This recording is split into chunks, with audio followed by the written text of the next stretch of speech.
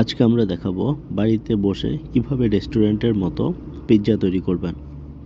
সেজন্য আমাদের যেসব উপকরণ প্রয়োজন হবে সেটা আমি ভিডিওর ডেসক্রিপশনে দিয়ে দিয়েছি।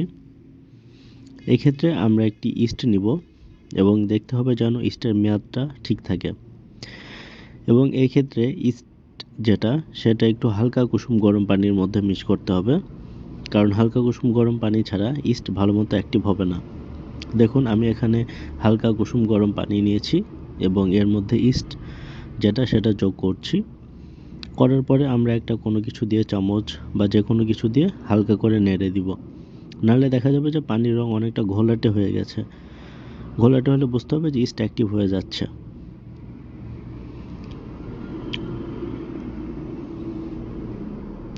এরপরে আমরা এই ইস্টের পানির মধ্যে ময়দা অ্যাড করব, এবং ময়দা অ্যাড করার আগে আমরা কিছু গুঁড়ো দুধ, কিছু পরিমাণ চিনি এবং স্বাদ মতো লবণ অ্যাড করে নিব।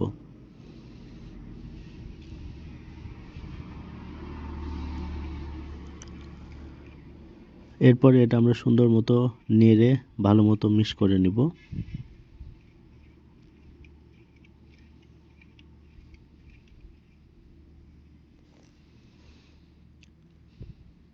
এরপরে আমরা কাপে করে পরিমাণ মতো ময়দা এই ইস্ট গোলা পানির মধ্যে মিক্স করব, এবং আমরা এরকম একটা বোল তৈরি করে নিব, যেটাকে বলা হয় ডো। এই ডোটা আমরা ভালো মতো তৈরি করার আগে এর মধ্যে কিছু পরিমাণ সয়াবিন তেল মিক্স করে দিব, এবং ডোটা তৈরি করার পরে আমরা এটাকে 1 থেকে 1.5 ঘন্টার জন্য ঢেকে রাখবো। আপনারা চাইলে না ঢেকেও রাখতে পারেন।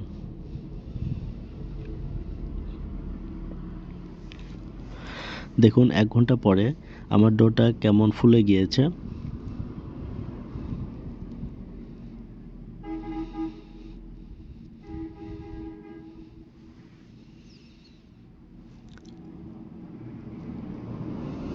দেখুন, একদম ফুলে ফেপে উঠেছে।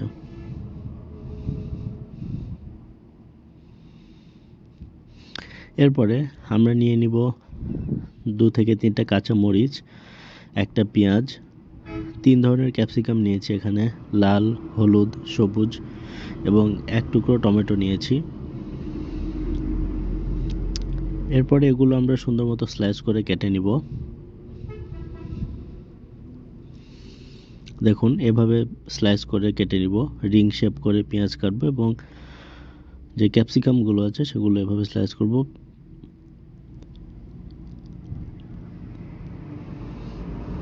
এখানে আমরা চিকেন নিয়েছি ব্রেস্ট পিস, এটা আমরা স্কোয়ার করে কেটে নিব, এবং এটা আমরা সুন্দর মতো কিছু মশলা দিয়ে ভেজে নিয়েছি।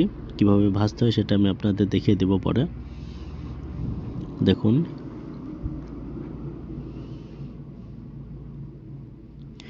এরপরে আমরা কিছু চিজ কুচি কুচি করে কেটে নিয়েছি। এই ক্ষেত্রে আমরা মজরেলা চিজ ব্যবহার করেছি, এবং আমরা পেস্টিং করার জন্য চিজ স্প্রেড, যেটা পিৎজা চিজ স্প্রেড, সেটা ইউজ করেছি আরও একটা। এরপরে আমরা ভেজিটেবল অয়েল দিয়ে যে ট্রেতে পিৎজা বানাবো সেটাতে একটু তেল দিয়ে নিয়েছি। এরপরে আমরা ডোটা আমাদের ট্রের ওপর রেখে আমরা সুন্দর রুটির মতো করে নিব। দেখুন, এরকম শেপ করে নিব, চারদিকে যেন একটু উঁচু থাকে, তাহলে ভালো হবে। এরপর আমরা কাঁটা চামচ দিয়ে এটা ফুটো করে দিব, ঠিক এভাবে।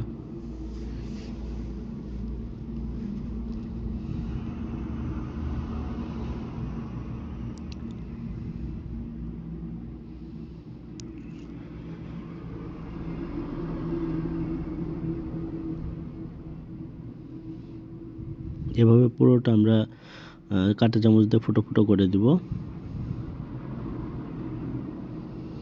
এরপর আমরা যে চিজ স্প্রেড পিৎজা ছিল সেটাতে আমরা সুন্দর মতো মাখিয়ে নিব আমাদের যে ময়দার যে রুটি সেটার উপরে।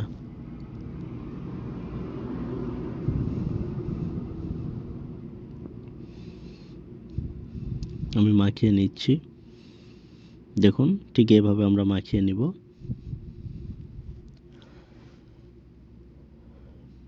এরপরে আমাদের যে প্রয়োজনীয় উপকরণগুলো ছিল, প্রথমে আমরা যে চিকেনটা ভেজে নিয়েছিলাম সেই চিকেনটা ছড়িয়ে দিচ্ছি।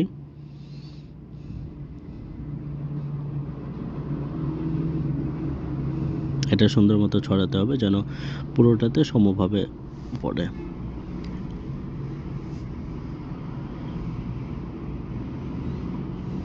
দেখুন ঠিক এভাবে যেন সুন্দর মতো ছড়ানো থাকে। এরপর আমরা যে রিং শেপ করে পেঁয়াজ কেটে নিয়েছিলাম সেটা এভাবে সুন্দর মতো ছড়িয়ে দিয়েছি। এরপরে আমরা মরিচ দিয়েছি। এরপর আমরা টমেটো যে কুচি করে রেখেছিলাম সেটা দিয়ে দিয়েছি।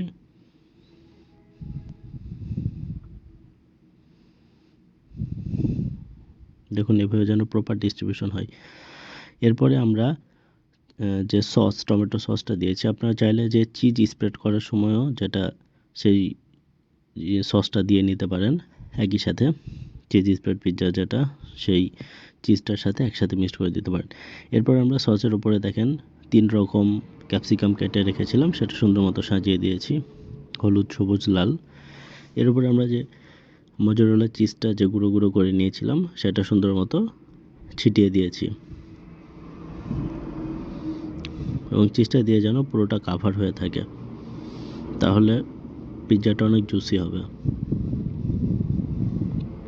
এরপরে আমরা ওভেনে প্রায় 35 মিনিট বেক করব 180 ডিগ্রি সেলসিয়াস তাপমাত্রাতে, এবং এই ক্ষেত্রে আমরা ওপর এবং নিচের দুইটা বারেই যেন হিট হয় সেটা করব। দেখুন 35 মিনিট পর আমাদের পিৎজাটা হয়ে গিয়েছে। কত সুন্দর পিৎজা হয়ে গিয়েছে, প্রপারলি বেকড হয়েছে।